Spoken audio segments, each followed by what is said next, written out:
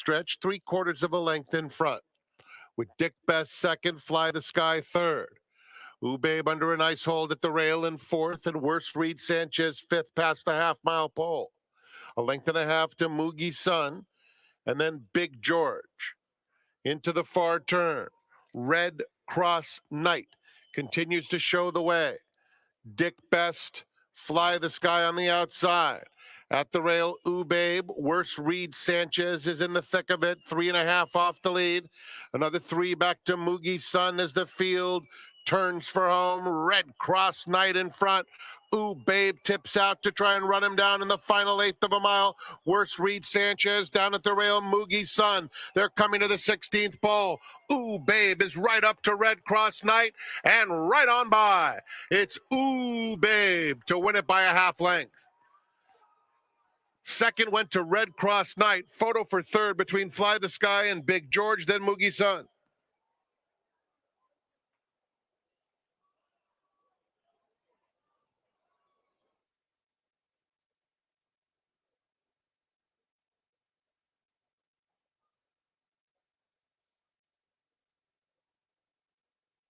That's Sneakers, the last one to load.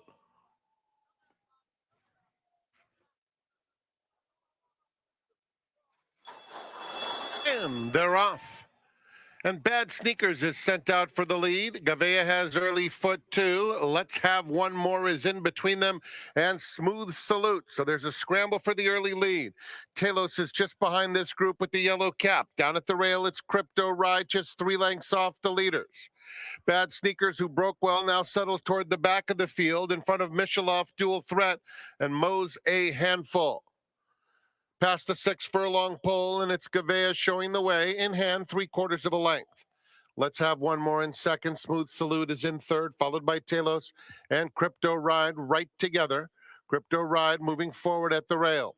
It's another 2 back to Bad Sneakers outside Mishalov. Moe's A Handful is 8 lengths off the lead and 2 in front of Dual Threat. Less than a half mile to go. Gavea opens up. 3-length lead now as Crypto Ride moves clearly into second. They're followed by Telos now third. At the rail, Mishalov has made it up to fourth, but 6 lengths off Gavea, who's just breezing along so far. Gavea all by himself has built up a commanding lead as Mishalov now tries to cut into that margin second. At the rail, Bad Sneakers as the field turns for home. Gavea's lead down to 4. He has a furlong left to finish the job. Mishalov closing in with each and every stride. Gavea, Mishalov. Gavea by 2.5 past the 16th pole. Mishalov trying hard, but Gavea just keeps on going, and Gavea was too strong. Another for Antonio Fresu. Mishalov finished second. Bad Sneakers third in front of Crypto Ride and Dual Threat.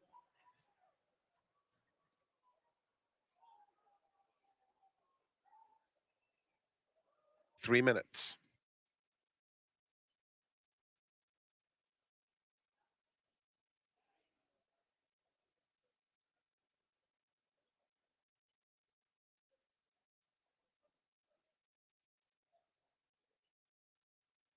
One looks pretty sharp as well, but Princess Patina at a long shot here, maybe a use underneath at 24 to.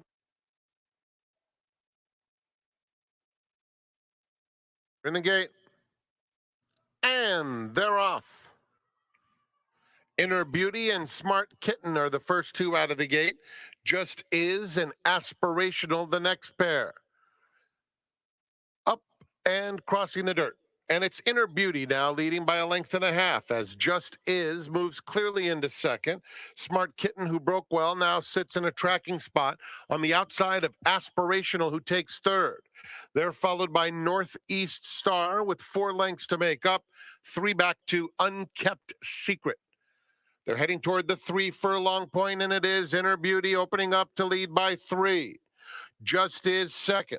Aspirational, Smart Kitten inching up on the outside. 2 more to Northeast side, and at the back of the field remains Unkept Secret. They have a quarter of a mile to go, and Inner Beauty, the one to catch with a 4-length lead.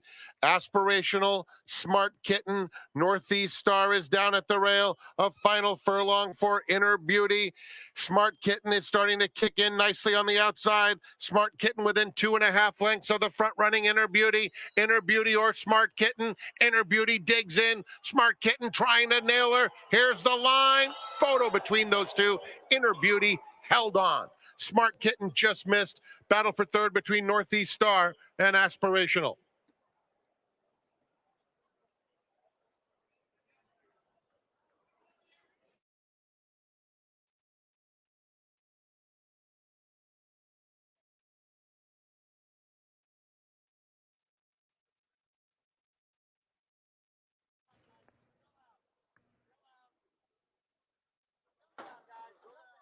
All set. And they're off in the Santa Maria. Blue Dream Machine is hustled out with Princess Bettina. Those two vie for the lead. Super Shine joins them, as does Liberal Lady. Four of them line up. Then Coffee in Bed, Desert Dawn, and Turner Loose, who bobbled, is at the back of the field. It's Princess Bettina just in front, rounding the first turn. Super Shine right up alongside, and now Super Shine takes the lead. Liberal Lady is just outside of that pair, and Blue Dream Machine is fourth, 3 lengths off the pace. Then Desert Dawn, Coffee in Bed, and 3 more to Turner Loose. They have 5/8 of a mile to go, and it is Princess Bettina, a length and a half in front. Super Shine in second. Desert Dawn's making an early and 4 wide bid, and Coffee in Bed is also in that group, along with Liberal Lady. These 5 covered by just 3 lengths. Down at the rail, Blue Dream Machine and Turner Loose into the far turn. And Super Shine is up to take the lead. Princess Bettina backing out of it. Here's Desert Dawn and Coffee in Bed. Those two coming after Super Shine midway on the far turn, and they have sprinted clear as Turner Loose takes fourth, followed by Liberal Lady. They pass the quarter pole and turn for home. Coffee in Bed on the outside. Super Shine at the rail, and Desert Dawn in between them. Super Shine digging in. Coffee in Bed on the outside, and Desert Dawn is third inside the furlong pole. Coffee in Bed, Super Shine. Super Shine, Coffee in Bed, head and head for the wire. Super Shine resilient. Coffee in Bed trying to get by. Coffee in Bed has won the Santa Maria under Mike Smith. Super Shine was a very close and solid second. Desert Dawn third. Then it was between Dream Machine and Turner Loose.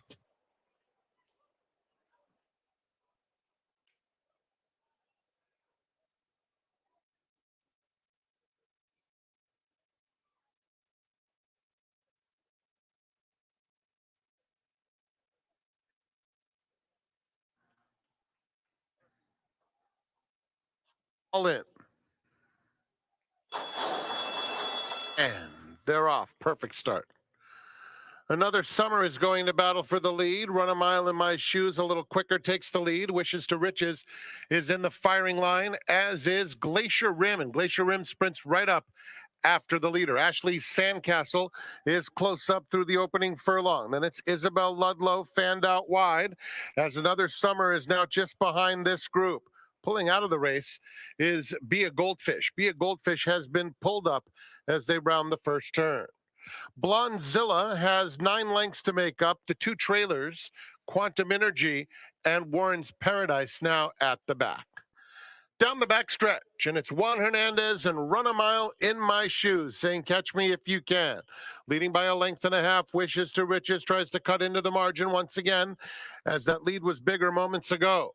Glacier Rim is racing in third, followed at the rail by another Summer, and Ashley Sandcastle between rivals.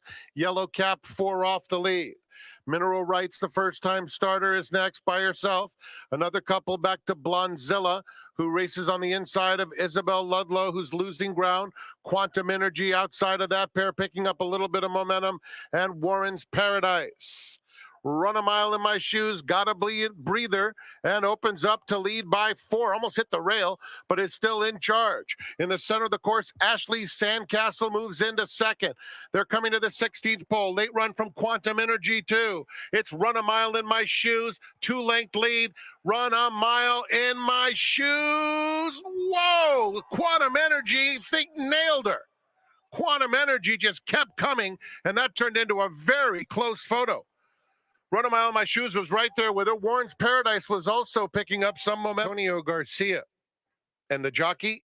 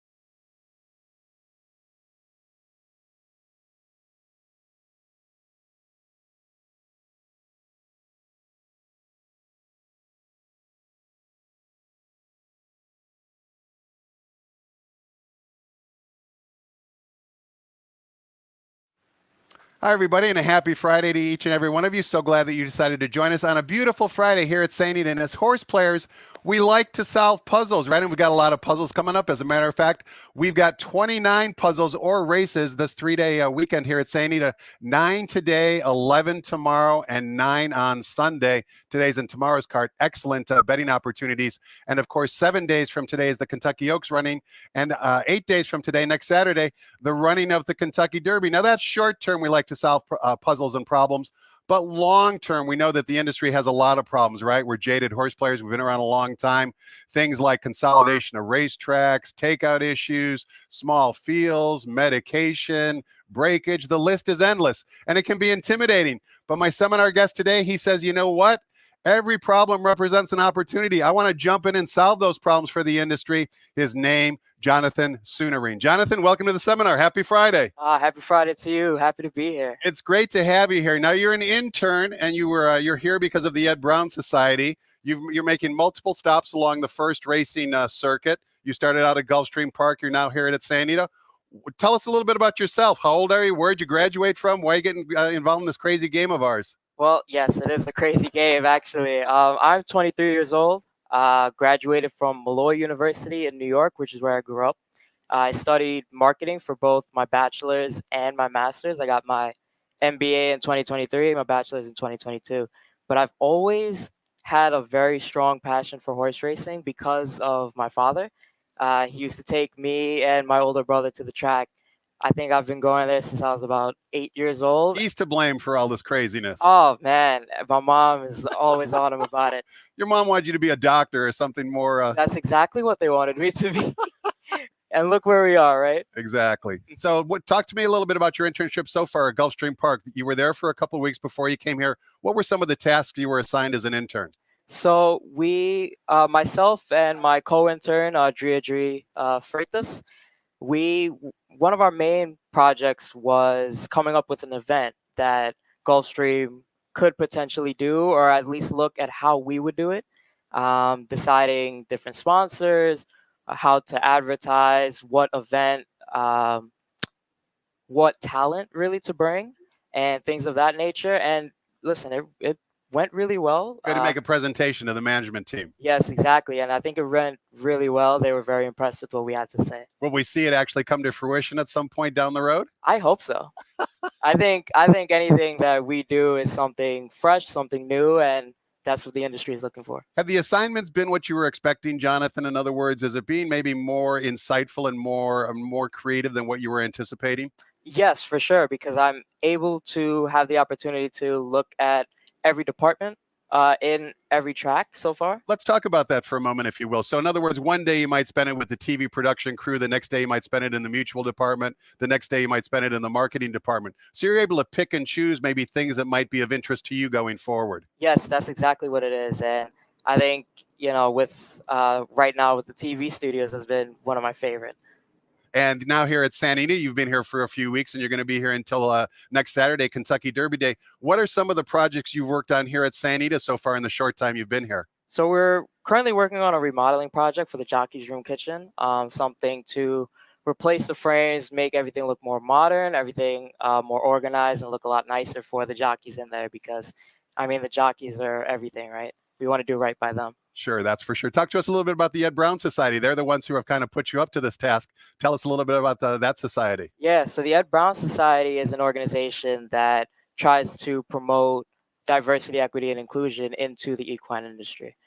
DEI, in other words, Yes, is the buzzword. exactly. How did you apply for the internship? Like, what's that process? In other words, how did you get selected from, I'm sure, a large pool of applicants? So the Ed Brown Society has a partnership with First Racing, and I happened to find an application through Handshake, so essentially like a LinkedIn.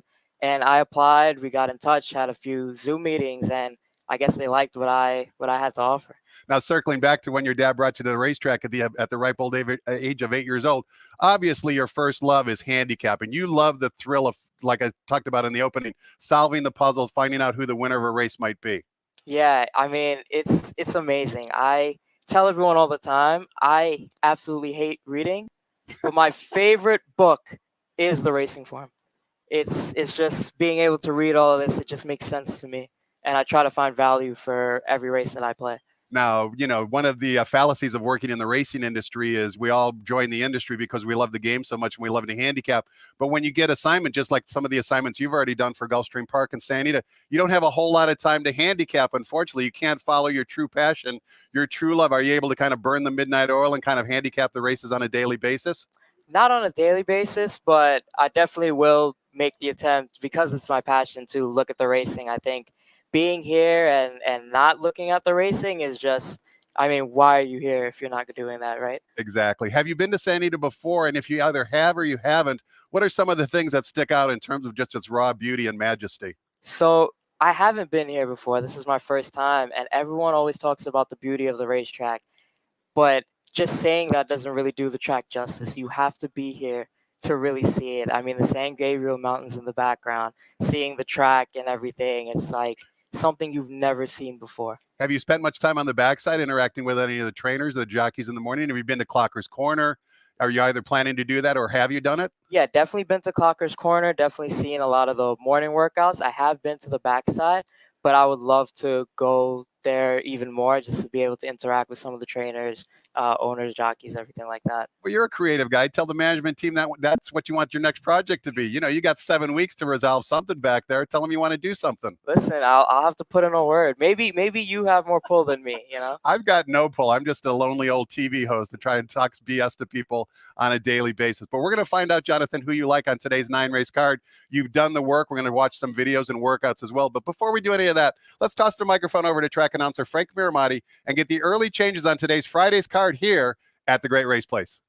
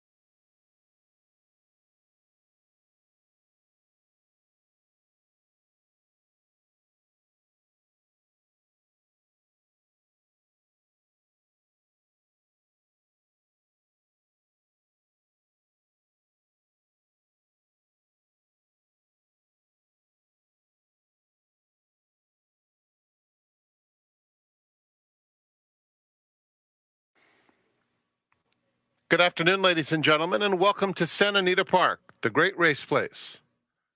Here are the early changes. The track is fast and the turf course is firm with the rail on the turf out 30 feet. No changes in the opener. Race 2, number 1, Instinct Doro, 2 pounds over. 5, Mr. Leisure, 1 pound over. And scratch number 6, Tomorrow Never Comes. That was a program scratch. Race 3, scratch number 3, Cribbage Board.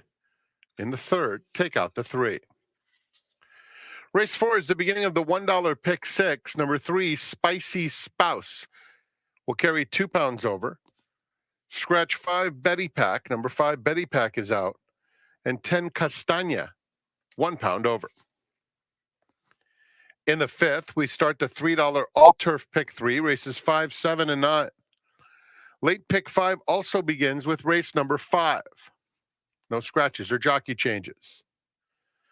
6 race overweights, 3 plus 1, 4 plus 2, 5 plus 2, 10 plus 1. 4 overweights in race 6, start of the late pick 4.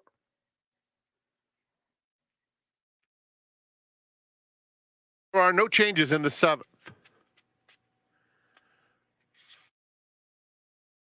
The 8th, beginning of the golden hour pick 4, there are no changes. And in the 9th, besides the program scratch of number 8, scratch the also eligibles 11, 12, and 13. Enjoy your day at the Great Race Place. They'll be at the gate for the opener in 58 minutes. Let's go back to Quigley's Corner with Tom and Jonathan.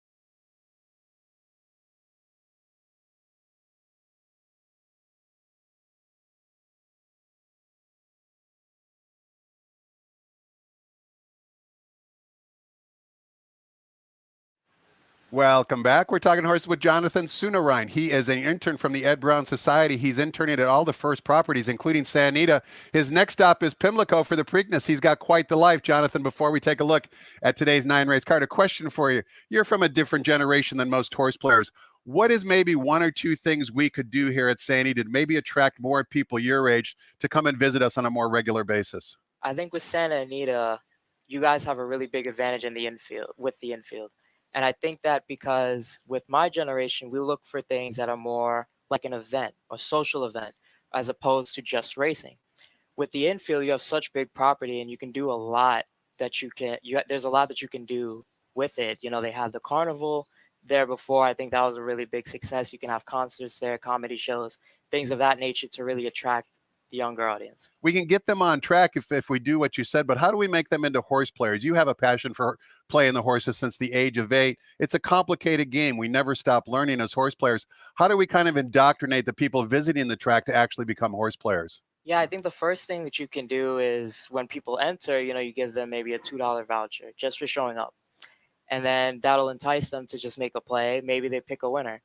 And along with that, you need to have an opportunity for them to learn about the game, learn about the sport, learn how to play, and do it in a way that's simple for them. Just say, here, with $2 you can place a win bet, and maybe you can turn that $2 into $20. Sure. Things And of that nature. the beauty of the horse itself, though, is certainly very captivating and very majestic, right?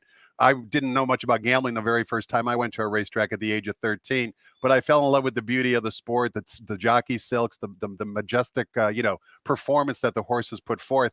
There's something to be said for that in terms of it's going to be a slow process to turn newcomers into actually hardcore horse players. Yeah, I mean, watching a race is unlike anything you could ever watch in your life. No TV show can replicate it, especially when there's like 4 horses coming down the stretch and they're all vying for the lead. It's nothing like a photo finish. It's something that you would really take away and say, wow, I saw that live. Jonathan, we don't want any photo finishes with your selections today, so let's take a look at today's 9-race card. Kicking things off in race number 1, we're on the turf course going 1 mile the distance. Turf rails today are at 30 feet. It's a starter optional claiming race for fillies and mares. We've got a field of 7. The morning line favorite was number 1, Marina's Tina, 5-2 on the morning line, but the current betting choice is number 4, I'll Have Another Kiss from the Doug O'Neill barn, 2-1 currently on the tote board. Also, race 1 begins the popular 50-cent early pick 5. Before we get your thoughts on the race, Jonathan, I want to show a replay that 3 of these runners exit out of. It's the race back on March 22nd, and Marina's Tina, as well as Adelaide and We Miss Granny, all exit the same race that we're about to watch the replay for. They all break from the inside 3 post positions, 1, 2, and 3. They'll be easily to spot. The one I want you to pay attention to is the runner breaking out of post position number 3. That's Marina's Tina. You're going to see as they turn for home, jockey Tony Fresu is a bit indecisive, goes inside and then outside. That might have cost her victory. I'll let you be the judge because the winner went wire to wire. But let's watch the replay and listen to Frank Miramati describe the action Marina's Tina's last race back on March 22nd.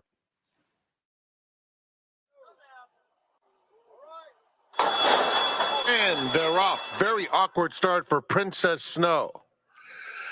We Miss Grammy is going out for the early lead. Ankura is flashing plenty of early pace. No Way It's Today is up close, as is Marina's Tina, who moves up and claims third.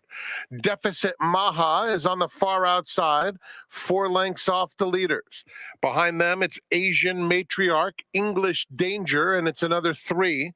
Adelaide, by the way, is in that group as well in the blue colors, 4 lengths off the lead, then a gap to Princess Snow.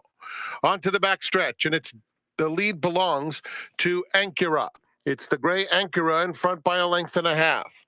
Deficit Maha is in second, followed by We Miss Grammy. No Way It's Today, racing right together with Marina's Tina.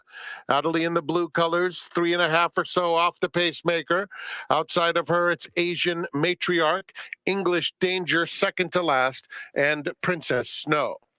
Around the far turn, Ankura has been the controlling speed, has led throughout, has it 1.5 lengths to Deficit Maha second. We Miss Grammy is down at the rail. No Way It's Today pushed along in fourth. Adelaide is now coming through along the inside, needs to find a spot, looking for it at the rail. As they straighten up, it's Ankura with a 3-length lead. Adelaide now has some breathing room down at the rail. Marina's Tina is next to her. We Miss Grammy still trying hard and holding second. And Princess Snow has come alive late, but it's all over. Ankura completely outclassed them, wins it by 4 lengths. Marina's Tina was second in front of We Miss Grammy and Adelaide. In behind them, Princess Snow battling it out with Asian Matriarch. Jonathan, Marina's Tina was second best on this afternoon that we watched the replay for, but you kind of like her today a little bit. Tell us why. Yeah, I absolutely love Marina's Tina in this race. I really do, and I really look for value. So if you can get a 7-2 on her today, you're going to go all in race 1. Yeah, I mean, listen, I think Marina's Tina last time really more so than Fresu. I think she really tugged on the reins there to go to the inside. Just seeing the horse in front of her, I think that was We Miss Grammy. And then when Fresu finally got her out, this horse had a big kick at the end, but it was too late because the horse in front who ended up winning the race was already a few lengths out. But third time off the layoff, she looks like a different horse than we saw in 2023. I mean, going into this race, she had 3 tries to break her maiden in maiden special weight company, ran really well, but then dropped to the maiden 50 after a year layoff. And after almost a year layoff, it's tough for horses to really come back into form. And based on the running line, it said between tipped out, hand urged. So this horse wasn't really asked to do much in that effort. So it was really just to get her back into the racing.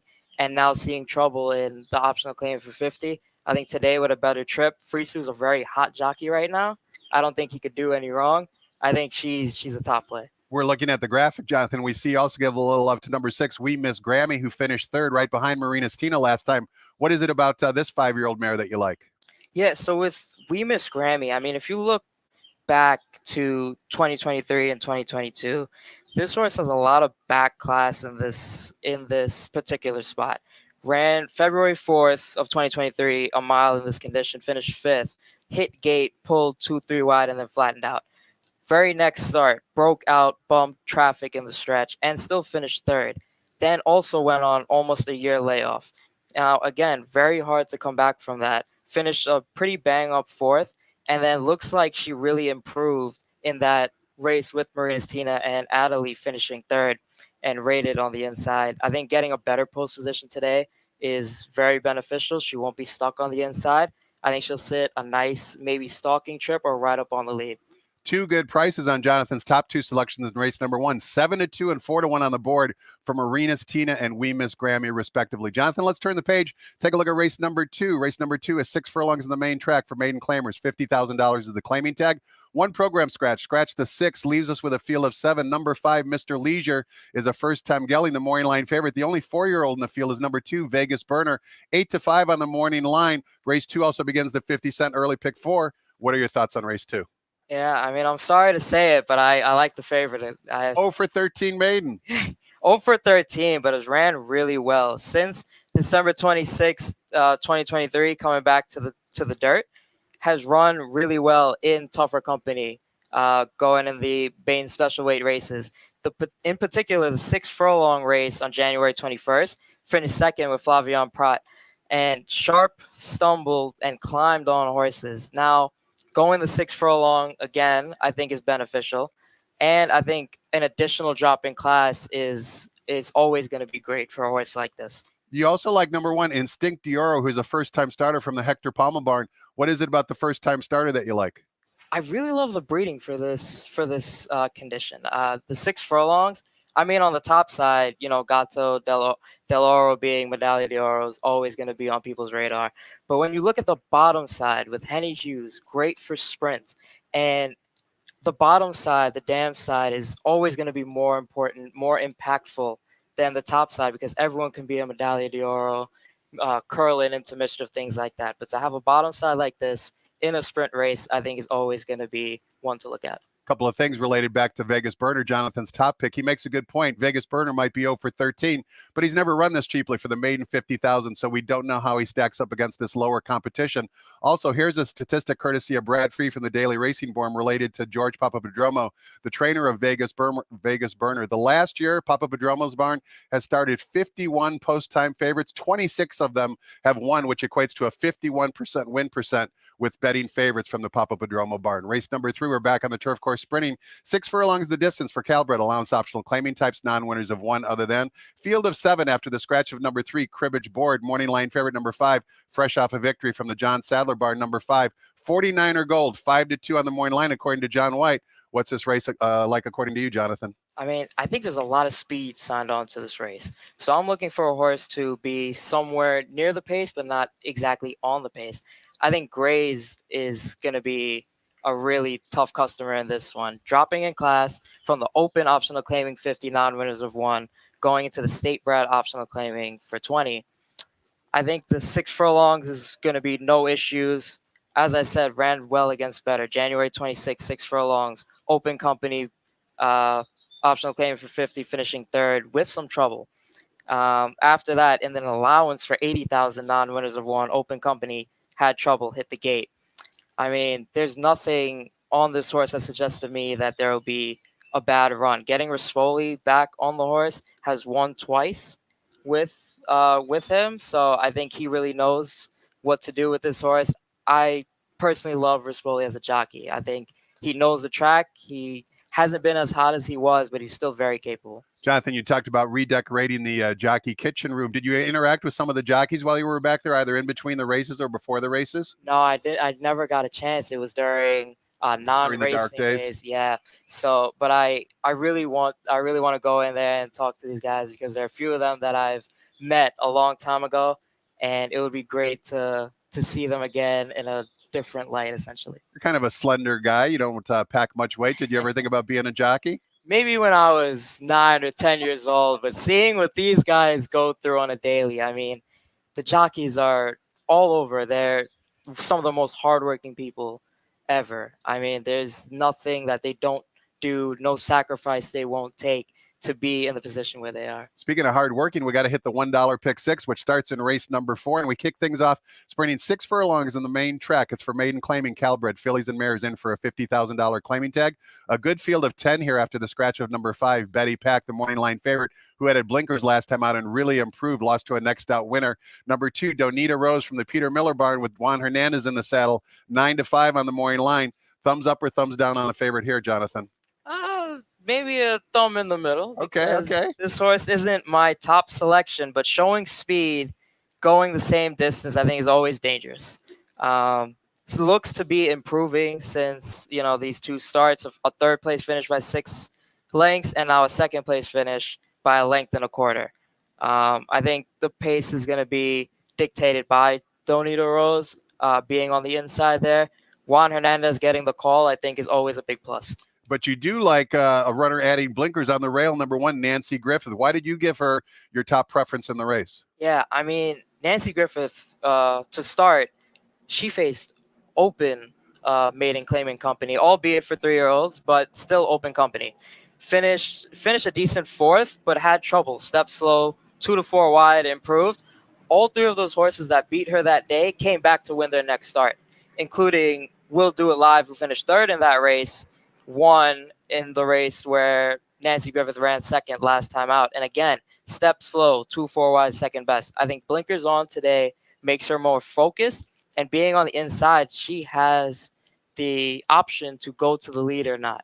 But being more focused, I think, is the thing, and improving each time. Nancy Griffith's KG trainer, Steve Miotti, names Ricardo Ramirez, who primarily plies his trade across town at Los Alamitos, as the jockey aboard Nancy Griffith. As we mentioned, blinkers on, a good improving pattern. 6-1 on the morning line for Jonathan's top pick in race number 4. Race number 5 begins not only the 50-cent late pick 5, but also the $3 all turf pick 3. And we're sprinting 6 furlongs on the turf course for maiden claimers, $50,000 of the tag. Field of 8, number 7, Uncle Reg from the Michael McCarthy barn is 5-2, ridden by Umberto Rispoli. 8 different ways you can go here, Jonathan. Which way are you going and why? I went with Quintessence.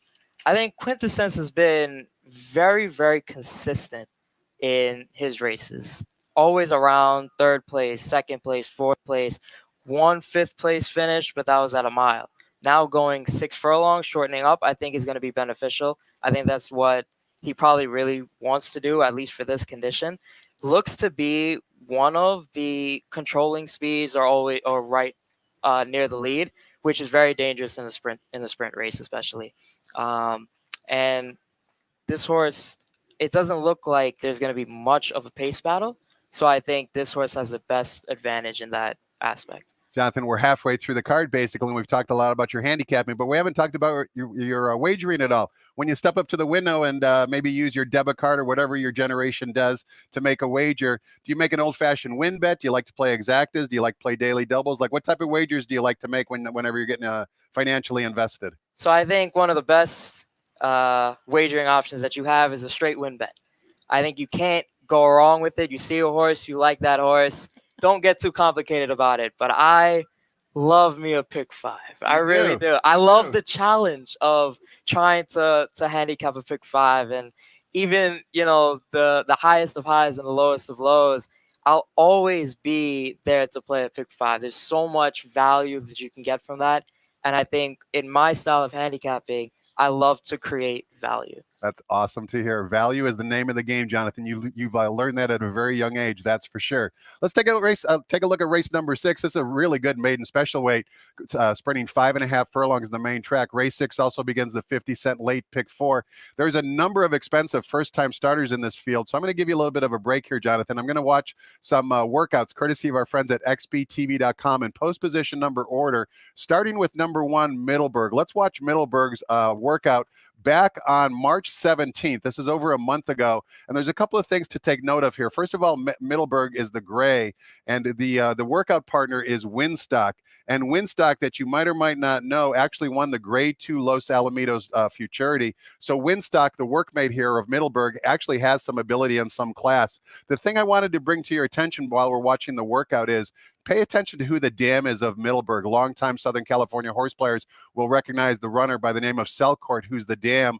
Selcourt was trained by John Sadler. She won her debut by 9 lengths, and this is her very first foal. So it's going to be interesting to see, drawing the rail with Frankie Dettori and one of 2 in here trained by Bob Baffert, how Middleburg does. I would consider this to be a slightly better than average workout. We're going to watch a few more workouts from runners in this race that I think are better than this, but nevertheless, for a first-time starter, and considering this was way back on March 17th, I thought that was a good workout. The workout we're watching now is a team workout between 2 first-time starters, both from the Doug O'Neill barn. That's Factory Drive on the outside and Corso's Pick, the gray, who's down on the inside. You can see as we're watching this workout, Corso's Pick has much more natural early speed, but as they approach the far turn, you'll see Factory Drive kind of pick it up, and then they finish basically head-to-head in the wire. Let's talk about the dams of both of these first-time starters. Typhosha, you'll recall, ran here in Southern California as well. This is a rare Utah bred running in Southern California. She finished second in her debut, so there is some precociousness here. This is also her first foal. Tyler Bays will be in the saddle. That's Factory Drive on the outside. Corso's Pick, as I mentioned earlier, down on the inside.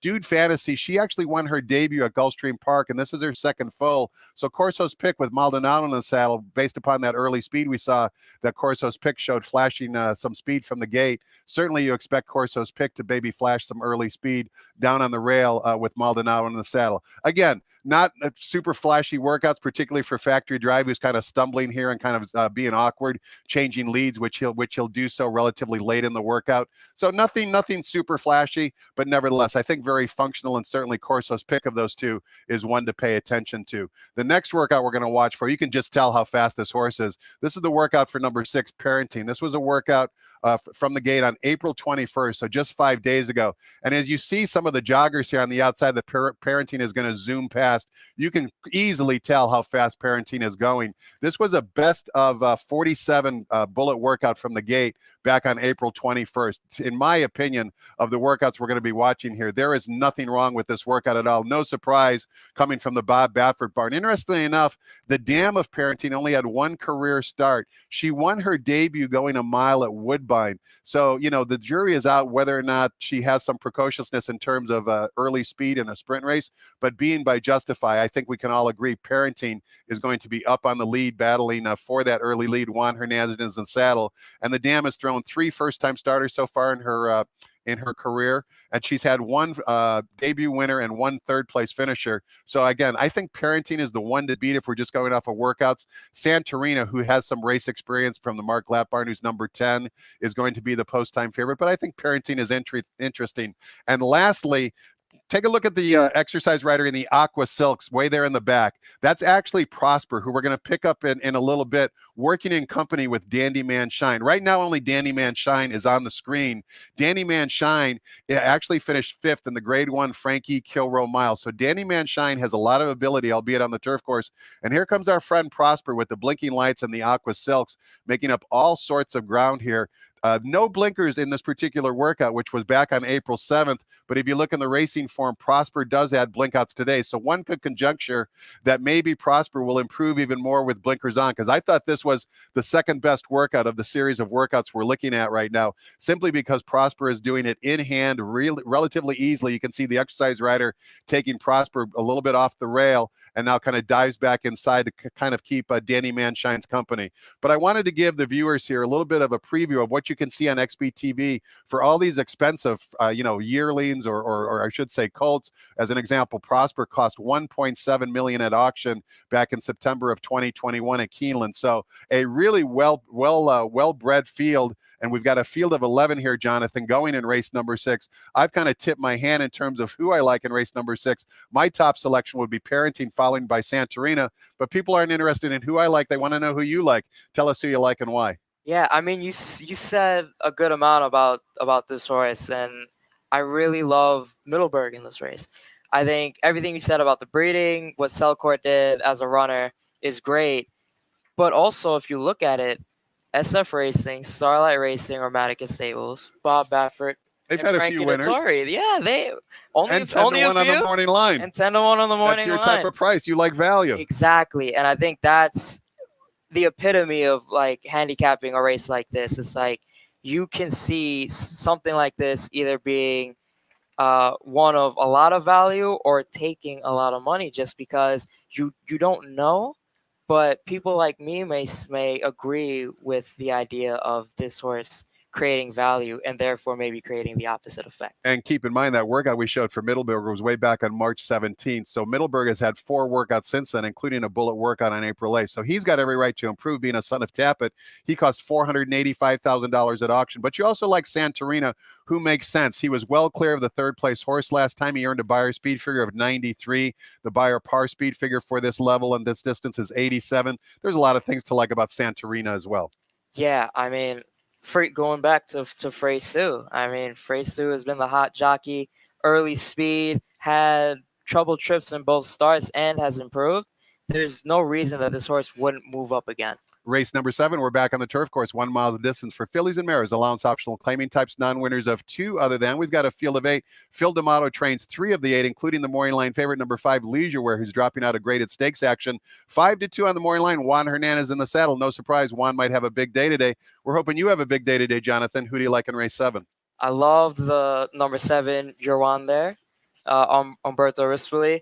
I think going back to the mile distance is going to be very beneficial for her. I think even though some of these runners have come out of great races, I think she herself has come out of grade 3 company.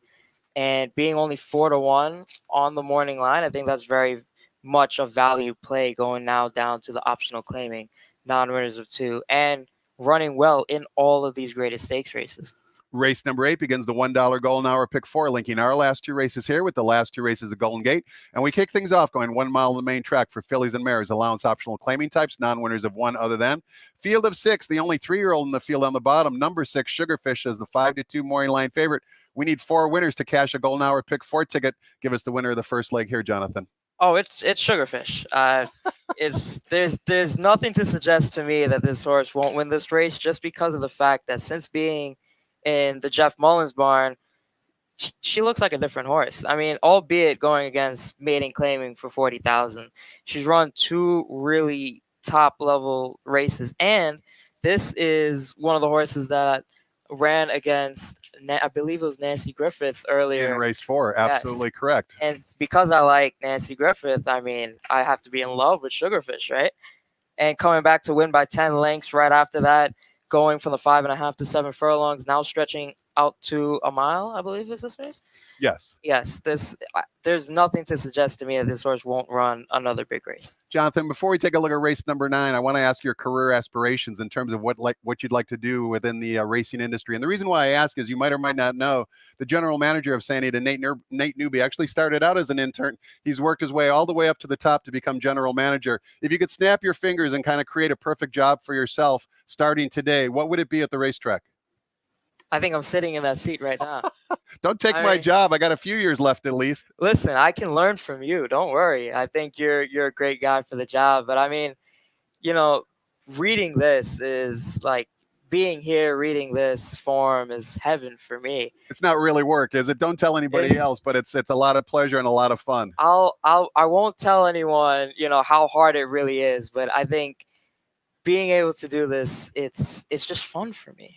It's a puzzle, as you said. It's fun for me as well, that's for sure. And we're very blessed and honored to be able to represent Santa Anita doing the things that we love and have a passion for. Race number 9 closes out the card, going 1 mile on the turf course for maiden claimers, $50,000 of the claiming tag. Also, race 9 begins the $5 Golden Hour Daily Double. Number of scratches in this race. Program scratch of the 8. Also take out the 3 also eligibles. 11, 12, and 13 will not compete. Number 5 Tracker is not only the 3-1 morning line favorite, but also a first-time gelding. We need a winner to close it out and have you sweep the card, Jonathan. Talk to us. I'm going with Precision Strike. I think I've talked about Free Sue a lot in this, half an hour that we've been here, but Free Sue, always a plus. Last time out, ran 5th, but had a lot of trouble. Lacked room, steadied in the stretch, didn't really get a fair chance. Before that, ran in an optional claiming for 50, or also a starter allowance for 50, not even breaking the maiden. It shows that the connections think highly of this horse. And finished a bang-up 6th. I mean, not breaking the maiden and going to a condition like that. I mean, there's no one else has done anything like that.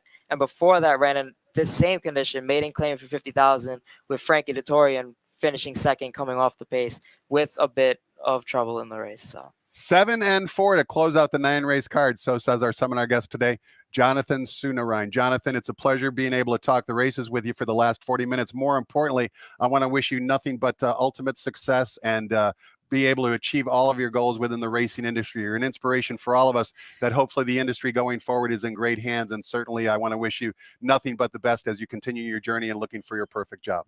I appreciate that, and thank you for having me here today. I mean, this is an opportunity I never thought was really possible. So I'm kind of living the dream right now. The pleasure was all ours, Jonathan, that's for sure. Hope you enjoyed listening from the next generation of horse racing leadership. It certainly was inspirational, as I mentioned. Next voice you hear will be track announcer Frank Miramati updating us with the late changes. Tomorrow's card, as I mentioned, 11 races starting at 1 p.m. Pacific time. Until then, have a great afternoon and good luck.